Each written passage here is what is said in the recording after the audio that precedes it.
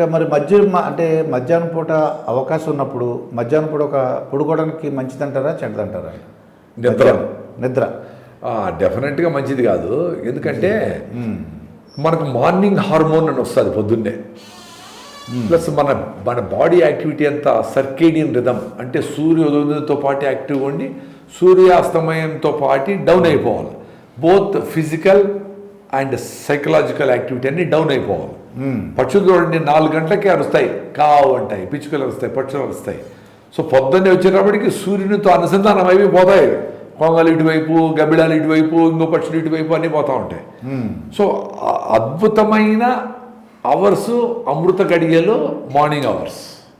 So morning ఎవరైతే యాక్టివ్గా ఉంటారో వాళ్ళు రోజంతా యాక్టివ్గా ఉంటారు. సో మళ్ళీ మీరు నిద్రపోవాలా అనే ఆలోచన కూడా రాకుండా పనిలో ఉండాలి. నిద్ర కూడా వస్తుంది, సోంబేర్లకు వస్తుంది పని ఏమి లేకుండా వాట్ కెన్ ఐ డూ అనే వాళ్ళకి వస్తుంది.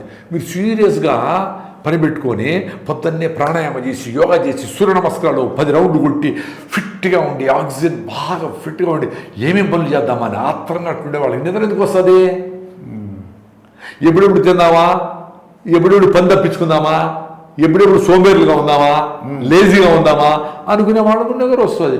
ఎప్పుడెప్పుడు మధ్యాహ్నం కాకనే ఎప్పుడెప్పుడు బిర్యానీ తిందామా, సాయంత్రం కాకనే ఎప్పుడు మందు కొడదామా అనుకునే వాళ్ళు మైండ్ అంతా దాని మీద ఉంటుంది, పని మీద ఎందుకు ఉంటుంది?